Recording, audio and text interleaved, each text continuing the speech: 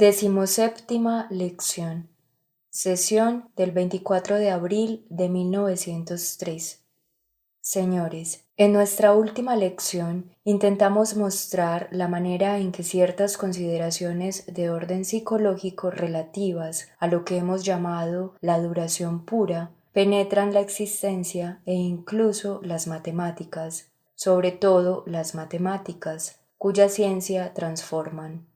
Podríamos mostrar, pero nos falta tiempo, pues no nos quedan más que 3 lecciones, la manera en que las matemáticas así transformadas constituyen otros sistemas a su vez y cómo buscan absorber toda clase de conocimientos. En otras palabras, la ciencia, en lugar de continuar por el mismo camino, en lugar de buscar cada vez más y de forma más elevada la intuición de la duración, no procedió realmente así. Más bien, cosa que es natural y legítima, buscó aprovechar las transformaciones, los perfeccionamientos que las matemáticas habían obtenido de esta intuición para obtener una aplicación más amplia, más extensa de las matemáticas. Pero no insistiré en este punto en las próximas 2 o 3 lecciones que nos quedan. Examinaremos más bien la influencia que esta misma intuición ejerció, ya no en las matemáticas, sino en la metafísica, en la filosofía en general. Así pues, es de Descartes de quien hablaremos el día de hoy. La filosofía de Descartes pone de manifiesto un conflicto, una lucha, o en todo caso, una oposición continua de aquello que nosotros llamamos la intuición. Podemos decir incluso la intuición de la duración. Y por otra parte, eso que habremos de llamar espíritu del sistema, entendiendo en el sentido en el que los antiguos habrían tomado esta expresión, es decir, la necesidad de sintetizar, de ver el todo en una forma simple. En Descartes hay 2 tendencias presentes en todos los puntos esenciales de su filosofía: la cuestión de saber qué es el yo, la persona, saber qué es la materia, el mundo físico, el mundo exterior en general, la cuestión de saber en qué consiste la unión de la conciencia y de la naturaleza, su relación y su influencia recíproca, la acción, por ejemplo, de la moral sobre la física y concretamente la cuestión de la libertad. En estos 3 puntos tenemos, por una parte, la intuición en la duración, y por otra parte un esfuerzo, y esto es algo que no puedo dejar de ver como un antagonismo, un esfuerzo por sustraer de la duración lo que en ella habíamos encontrado, por elevarla hasta la eternidad, por hacer de ella un concepto puro, un concepto capaz de abarcar, no digo todas las cosas, pero sí un número indefinido de cosas. De ahí que en la filosofía de Descartes haya un cierto número de impases que han sido señalados por los historiadores de la filosofía, en particular por Kuno Fischer, cierto número de dificultades sin solución. Es esta oscilación entre 2 extremos, intuición y espíritu de sistema, lo que puede ser considerado, en efecto, como uno de los puntos débiles de su sistema. Sin embargo, por otro lado, es también aquello que marca su fuerza, porque estos elementos singulares de intuición que se encuentran en la doctrina de Descartes pueden sobrevivir, y sobrevivirán, sin duda, al sistema mismo. De ser así, habremos presumiblemente obtenido de esos elementos del cartesianismo todo lo que encierran y todo lo que podríamos obtener de ellos. ¿Cuál es, señores, el primer planteamiento de Descartes? Es la duda metódica. Como medida provisional, Descartes rechaza todas las opiniones que ha recibido en crédito.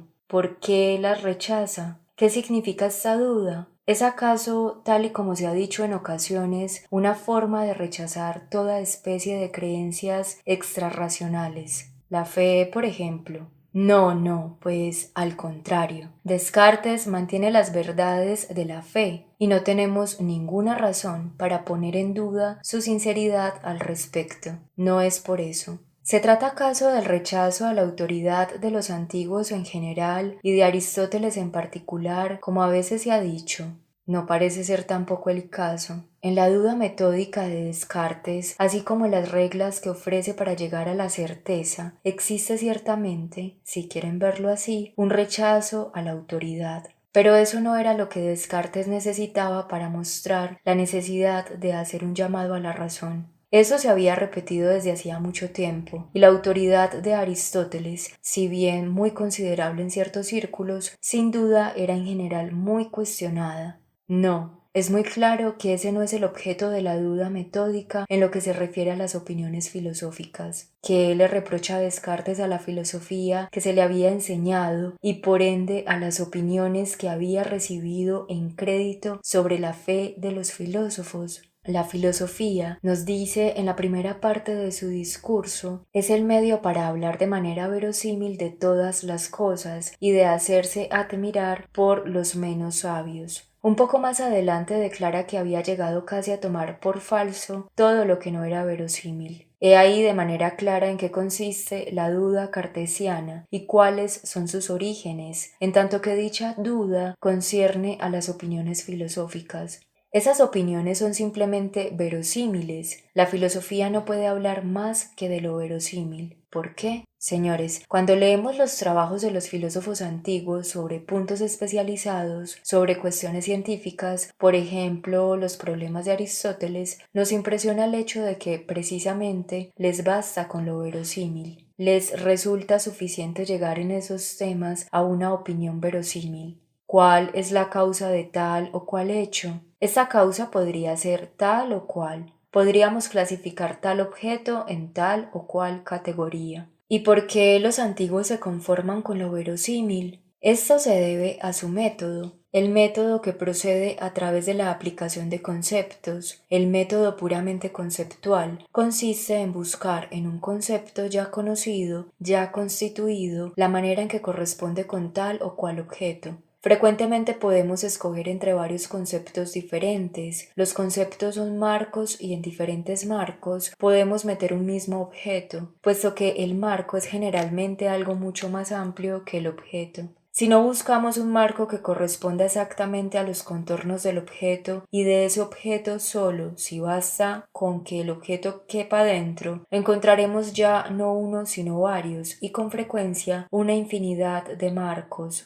Podremos elegir y así el criterio por el cual juzgaremos que el objeto cabe en un concepto será verosímil, puesto que otro criterio sería igualmente posible. Un método que para descubrir la verdad procede a través de la búsqueda de conceptos ya hechos en los cuales meterá los objetos que se presentan es un método que no puede más que contentarse con la simple verosimilitud.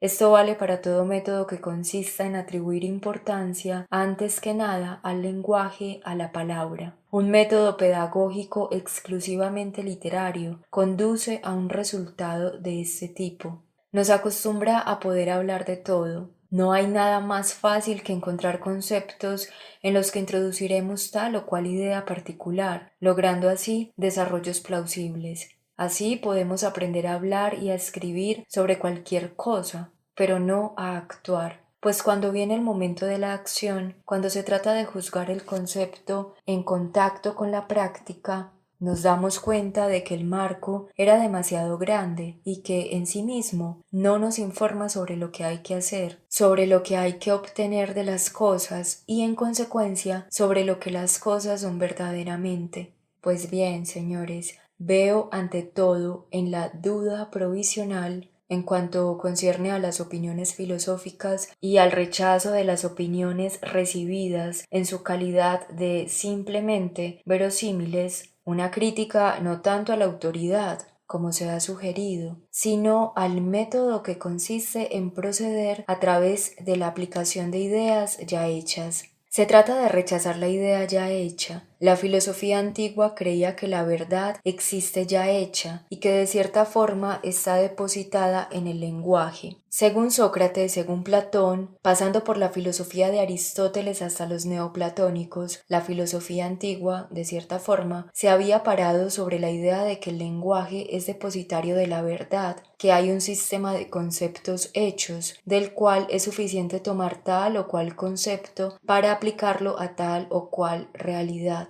Sin duda hay que corregir la lengua, rectificarla, perfeccionarla. Representa la corrupción de algo que en sí sería en verdad perfecto, a saber, la jerarquía de las ideas contempladas en ellas mismas. No es menos cierto que esta idea está expresada o latente en la filosofía antigua. Así pues, son las ideas ya hechas en ese sentido en la filosofía antigua, en su conjunto, las que Descartes comienza por rechazar. De esta manera, queda eliminada la idea ya hecha. ¿Cómo la reemplazará Descartes? Descartes la reemplazará haciéndolo. Va a sustituirla con una acción, un acto en el fondo mismo de la verdad. Pienso, luego existo. Esta es la verdad fundamental, el punto de partida de toda su filosofía. Pienso, es decir, tengo conciencia de pensar, y esto no de una manera trascendente ni en lo eterno. Eso ya no sería la conciencia, no en el tiempo.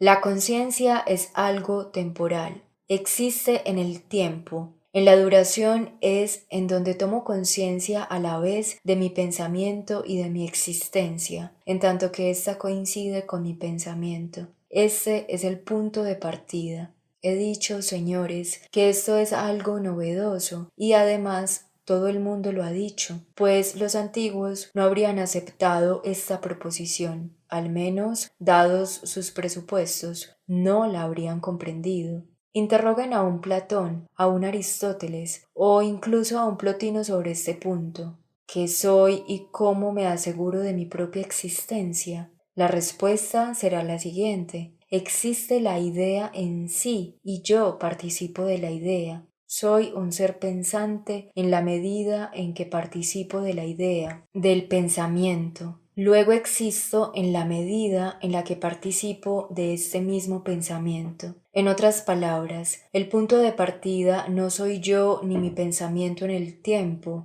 es la idea pura, es la idea atemporal, el pensamiento atemporal también, y el pensamiento en el tiempo no tiene existencia más que a condición de ser vinculada con lo atemporal, o mejor dicho, en tanto que puede definirse como una disminución, un debilitamiento del pensamiento fuera del tiempo. Digo que es así como los antiguos responderían y de hecho tenemos su respuesta al respecto. Plotino, que en muchos sentidos, tal y como lo hemos intentado mostrar, sentó las bases de la filosofía moderna en un libro muy importante, la Eneada, quinto, libro 3, cuando habla sobre las hipóstasis que permiten el conocimiento y sobre lo trascendente. Plotino se plantea la cuestión de saber de entrada cuáles son los seres que pueden conocerse a sí mismos, pensarse a sí mismos, y enseguida la de saber si el alma humana se puede conocer.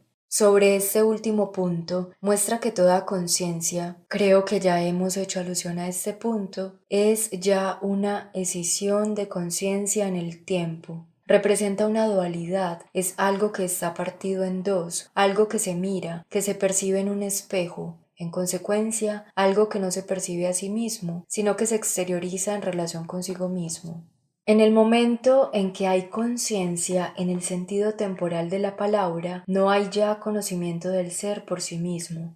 Aquello que conoce es algo diferente de sí porque, por un lado, está lo que observa y por el otro está lo observado. Está lo que conoce y lo que es conocido, es decir, dos términos diferentes, y por tanto no hay conocimiento de sí. Si el conocimiento de sí es posible, no es posible más que en lo inteligible puro fuera del tiempo. Un ser que es pensamiento puro y que por lo tanto no piensa en el tiempo, un pensamiento atemporal, se piensa a sí mismo en el sentido de que, en este caso, el sujeto y el objeto no son más que uno.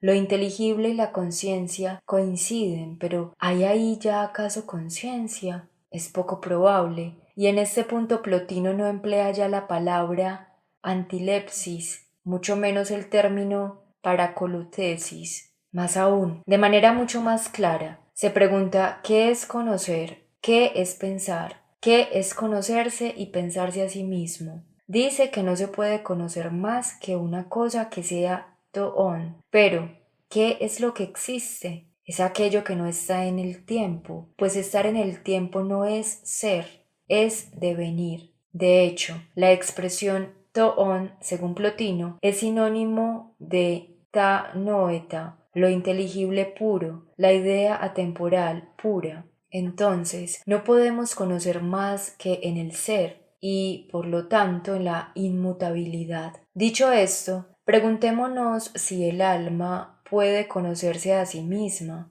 Sabemos qué es la psique según Plotino, según los antiguos en general. Es algo que se despliega en el tiempo. La existencia temporal es la existencia misma del alma, el alma que es un desarrollo en el tiempo. Así pues, si el alma se conociera, el alma en tanto que alma, en tanto que algo temporal, eso no sería conocimiento.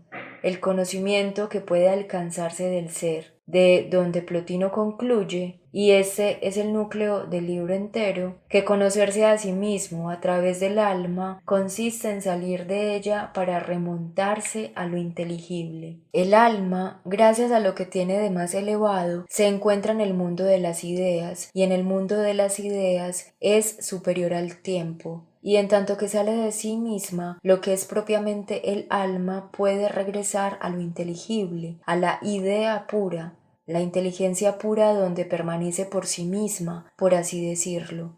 Así es que se puede conocer a sí misma, pero lo que conoce entonces ya no es el alma, puesto que se conoce ya no puede haber conciencia. He ahí, señores, la opinión de los antiguos sobre el pensamiento y el ser, y sobre su relación. Los antiguos no habrían dicho, pienso, luego existo. Habrían dicho, está el ser y el ser es el pensamiento. En tanto que soy pensamiento, participo del ser. Pero la idea de tomar el punto de partida de la filosofía, de buscar la raíz del ser en un acto y, en otro sentido, en la duración, esta idea es esencialmente cartesiana y corta con todo lo que la filosofía antigua había dicho antes sobre el pensamiento. Tal es el punto de partida de Descartes, señores, pero tal y como lo anticipé al inicio de la lección, el conflicto que se produce en el pensamiento de los filósofos modernos en general entre la intuición y el espíritu de sistema es un espectáculo muy esclarecedor e incluso podríamos decir dramático.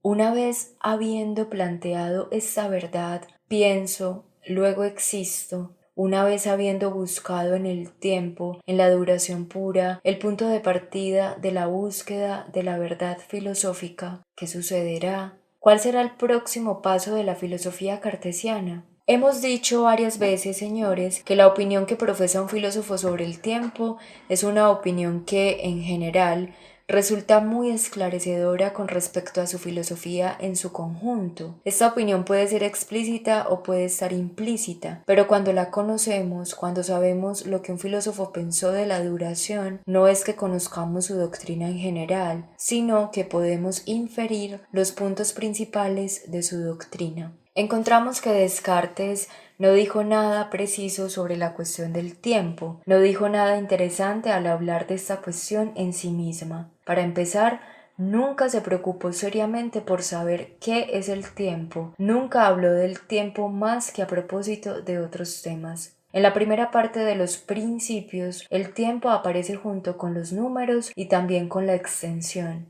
Dice a propósito del tiempo que es un cierto modo, una cierta forma de considerar las cosas en tanto que éstas continúan siendo.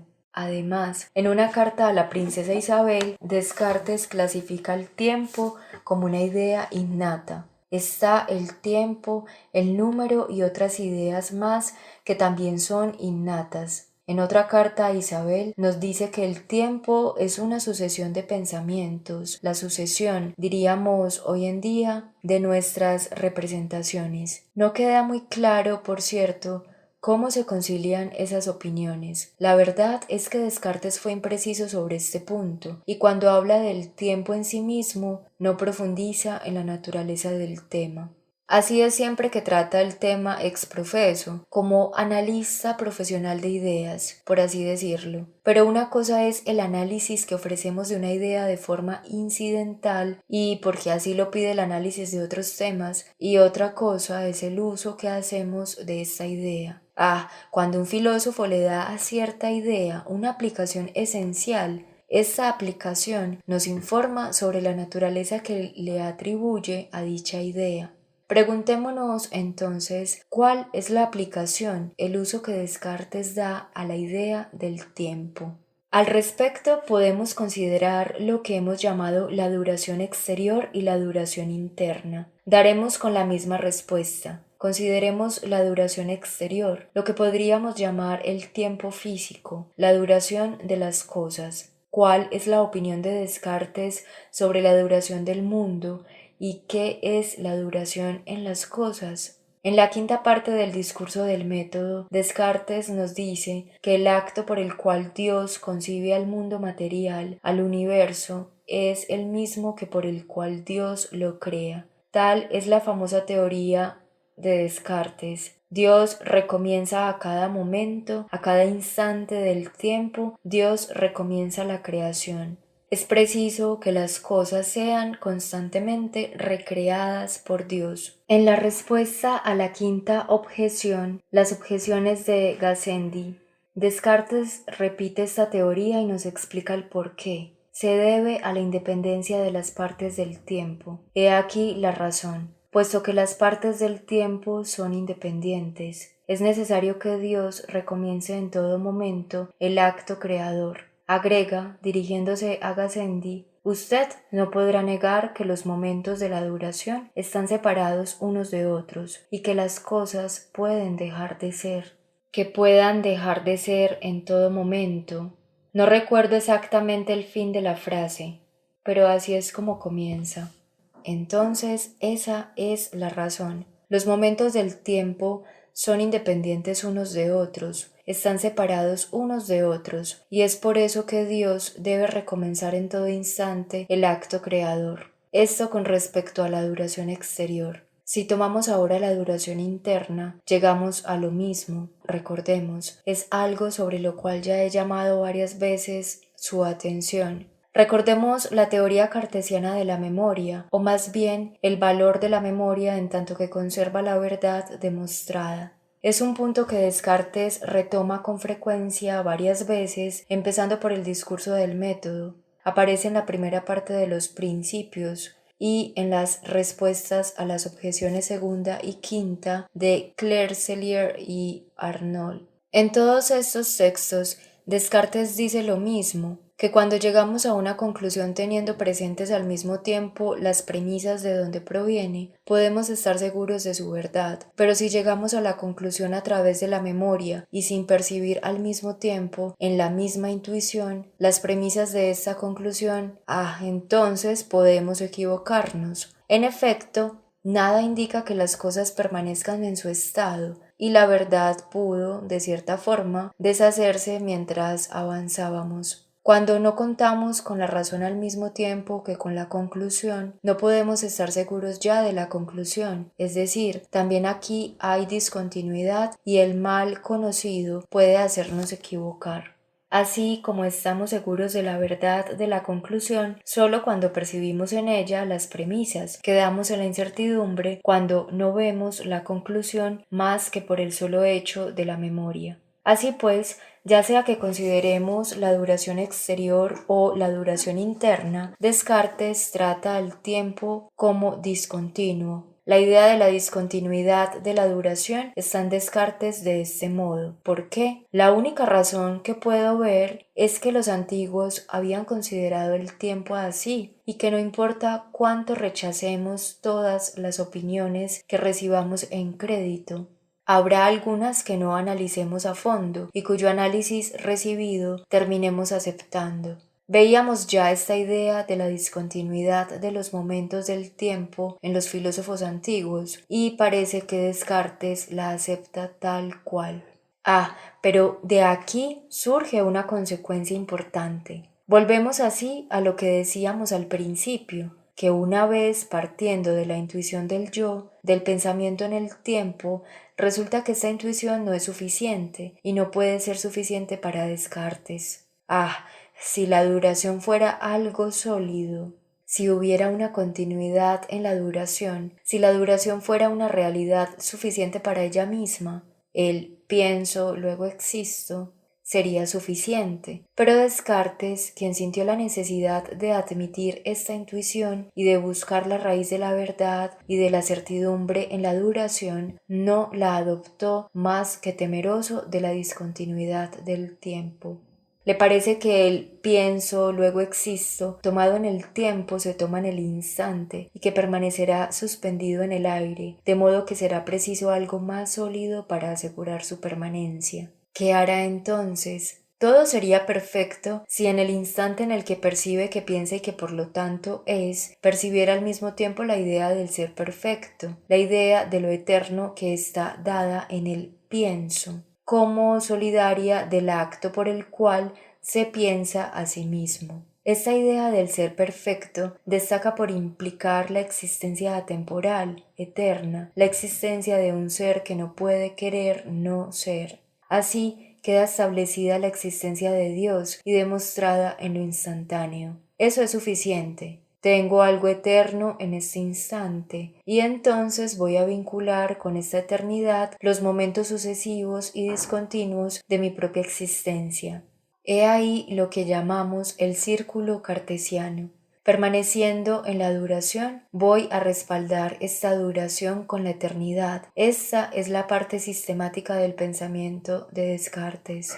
Señores, no niego el gran valor inicial de esta demostración de la existencia de Dios. Aún no hemos extraído todas las consecuencias que ésta implica, ni tampoco el gran valor de esta concepción de Dios, pues es, en efecto, el fondo de las cosas, como un acto más que como un ser, un acto atemporal y eterno al que se enunciará el acto del pensamiento finito, que es el pensamiento en el tiempo.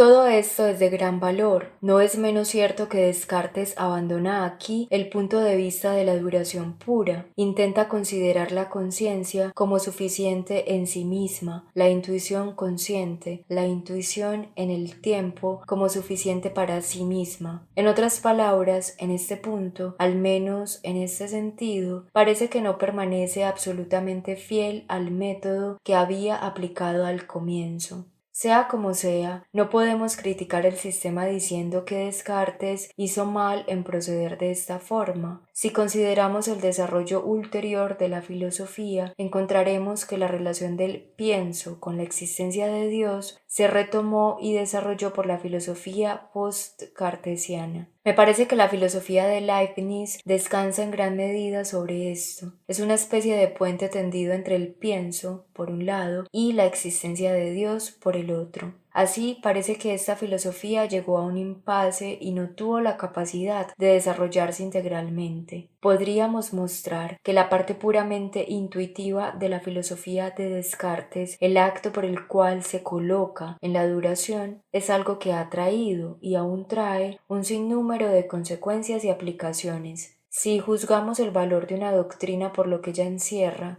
por lo fecundo de sus aplicaciones, parece ser que en este caso prevaleció más bien la parte de la intuición que la parte del sistema. Pero esto me lleva a la segunda cuestión. Sobre este punto se podría conducir un estudio interesante. Como sabrán, señores, la física de Descartes, su teoría de la materia, ha sido criticada. Se ha dicho que Descartes no estuvo a la altura de sí mismo en este tema. Opinión formulada primordialmente en Alemania, aunque adoptada también por algunos historiadores ingleses, se ha dicho que Descartes no estuvo a la altura de sí mismo en este tema, que estaba más atrasado que Galileo, que no había comprendido el alcance físico y mecánico de la filosofía de Galileo. Puede haber algo de verdad en esta crítica. Sin embargo, la física de Descartes en sus ideas esenciales, debido a las intuiciones que contiene, es sin duda una teoría de gran valor,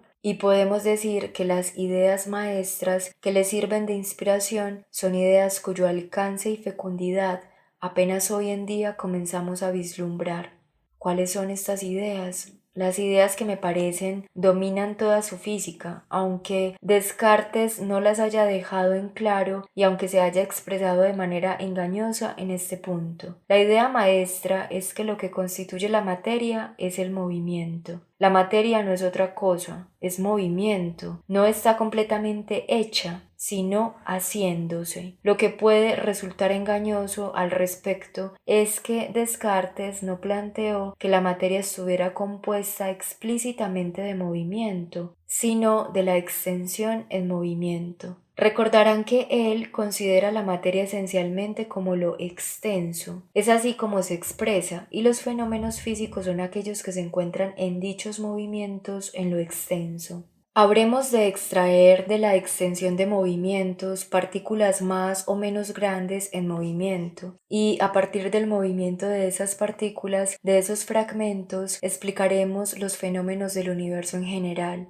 ¿Cuál podría ser la realidad verdadera de esos fragmentos de extensión? Algo existe o es verosímil solamente gracias a sus determinaciones, a sus cualidades. Ahora bien, tomemos uno de esos fragmentos de extensión. ¿Qué cualidad podrá tener? Si lo interrogamos al respecto, Descartes nos diría que no tiene ninguna, que no puede tenerlas. ¿Color? No sería posible, pues sabemos que el color, que es una modalidad de la luz, se produce como la luz misma por el simple movimiento de partículas y de los elementos primarios de la materia más sutil. Calor tampoco, pues se trata de esas mismas partículas de materia sutil que, al chocar unas con otras, ponen en movimiento la materia menos sutil. Así se produce el calor. Grosor tampoco, pues Descartes explica la profundidad a través del movimiento centrífugo de los torbellinos. Este se reduce a un movimiento, no es una cualidad. Así que tenemos entonces una partícula de extensión que no tiene ninguna suerte de determinación. Dirán tal vez que su determinación es la forma. Descartes extrae partículas más o menos grandes, todas de formas diferentes. Son esas formas, esas figuras, las que definirán un fragmento de extensión. Sí, pero el vacío no existe y en consecuencia las figuras separadas no están realmente separadas, pues debemos considerar la extensión que llena el espacio en coincidencia con él. No podemos separar las figuras más que idealmente de la extensión de la cual las extraemos, pues no diferirán en nada de lo que las rodea. Tomemos un estado del universo en donde las partículas están dispuestas de cierta forma, luego otro estado del universo, y esas mismas partículas dispuestas de otra forma. Dado que no existe el vacío entre las partículas, dado que no difieren cualitativamente unas de otras, tanto en un caso como en el otro, tanto en el primer estado como en el segundo, todo es materia, no hay diferencia, no ha pasado nada. Lo cierto es que lo que en verdad distingue un estado de otro, un periodo de otro, es el movimiento. El movimiento es una realidad, y Descartes siempre habló de él como una realidad. Lo trató como una realidad y se ocupó de él mucho más que de la materia en sus explicaciones. Solo si vemos las cosas así, y si hacemos del movimiento el sustrato de la materia, si referimos la materia a la movilidad y llevamos esta idea hasta sus últimas consecuencias, o mejor, si permanecemos en el movimiento, en la movilidad, en eso que llamamos duración, entonces el movimiento será necesariamente algo psicológico, el movimiento cobra un interior, pues sin eso no es nada. Pensemos en un movimiento puramente espacial, partículas extendidas como las que acabamos de definir, puesto que, en este caso, un estado del mundo no difiere en nada de otro estado del mundo. Es como si el movimiento por el cual pasaremos de un estado no existiera. Si ha de existir realmente, es porque tiene una cualidad interior, es porque es algo psicológico. Por el simple hecho de suceder será preciso primero, como les decía, atribuir al movimiento un interior. Será preciso considerar los movimientos como absolutos y sobre todo será imposible afirmar a priori que todos los movimientos constituyen un solo y único sistema del mundo, que hay una matemática universal, que podemos calcular los fenómenos en todo momento. Nada sugiere que los movimientos en cuestión formen un sistema único, pueden formar varios sistemas, puede no existir una matemática universal, dado que el movimiento no es algo puramente matemático. Es ahí a donde Descartes no habría podido llegar, pues, como decíamos antes, hay en él una tendencia a regresar con frecuencia al espíritu de sistema. No podía desprenderse de la idea de una matemática universal, necesitaba de un sistema único del mundo. No pudo evitar ver aquí también una reminiscencia de la filosofía antigua, pues la idea antigua de la filosofía implica un sistema único de cosas perfectamente conectadas entre sí. Para los antiguos eran las ideas las que formaban ese sistema único. Para la ciencia moderna, para Descartes, son las relaciones matemáticas inherentes al mundo las que forman ese sistema. Pero es necesario que exista el sistema, y para llegar a ese sistema único del mundo por este camino, Descartes tratará el movimiento de entrada como algo puramente matemático. Es curioso ver cómo Descartes, en los Principios, en las cartas a Henry Moore, considera el movimiento como algo puramente relativo, un simple desplazamiento en el espacio. Si A va hacia B o si B va hacia A, es la misma cosa. Dice que no hay ninguna forma de distinguir entre esos dos movimientos. En realidad, todo movimiento es recíproco, todo movimiento es relativo. Desde el siglo XVII se ha percibido en efecto la contradicción entre esta concepción del movimiento como puramente relativo y la física de Descartes en su conjunto. Leibniz señaló esta contradicción incluso desde el punto de vista de la física pura. Resulta muy difícil comprender el principio de la filosofía cartesiana si el movimiento se considera como algo puramente relativo, pero agregaría que desde el punto de vista metafísico es incluso más difícil, pues si el movimiento es puramente relativo, si no es más que un accidente del espacio, dado que las partículas que tienen ese movimiento no pueden tampoco tener realidad propia, no queda nada. Pero Descartes, en virtud misma de la tendencia a generar un sistema, declarará que el movimiento es relativo, adosará este movimiento a las partículas como si no se bastara a sí mismo y acabará por suscribir la concepción matemática de un sistema único de cosas y de fenómenos físicos. Así pues, tenemos aquí también una intuición en el tiempo y una especie de tendencia a referir las cosas a su realidad psicológica. Me parece que esto es lo que ha sobrevivido de su filosofía y sobrevivirá cada vez más. La tendencia actual es la de eliminar la materia, conservando nada más que energías, desplazamientos de fuerzas, en fin, algo que es más o menos de naturaleza psicológica en sus orígenes, si nos referimos al origen de la idea. Esto en cuanto a la materia y en cuanto al espíritu. Pero cuánto más instructivo sería el estudio de las relaciones entre esos dos términos en Descartes, de haberse atenido al sistema al cual habría llegado, ya sea siguiendo su teoría del pensamiento o siguiendo su teoría de los fenómenos. En cualquier caso, habría llegado, evidentemente, a la negación de todo tipo de libre albedrío. Pues si Dios recomienza en todo instante el artificio de la creación, se sigue que, quien quiera que sea yo, es Él quien actúa por mí. Asimismo, desde el otro punto de vista, si hay un sistema único de movimientos del mundo, una matemática universal, no habrá lugar para la creación de movimientos ni de dirección. Todo movimiento efectuado en el espacio debe ser un movimiento que resulte necesariamente de uno precedente y no de un decreto de mi libertad. En consecuencia, ya sea que consideremos la discontinuidad del tiempo interior y la necesidad de respaldar ese tiempo con la eternidad, o la discontinuidad del tiempo en las cosas, del tiempo exterior junto con la especie de matemática universal que de ahí resulta, en un caso como en el otro, llegamos a la negación del libre albedrío. Es ahí hacia donde nos lleva. Pero si se trata de la intuición de la libertad, Descartes declara en una carta a la princesa Isabel, estas son sus palabras: experimentamos, sentimos y expresamos que somos libres, es un hecho de la experiencia. Por lo tanto, hay que admitir el libre albedrío. Pero, ¿cómo va a arreglárselas el libre albedrío con la omnipotencia divina y con la organización de la naturaleza?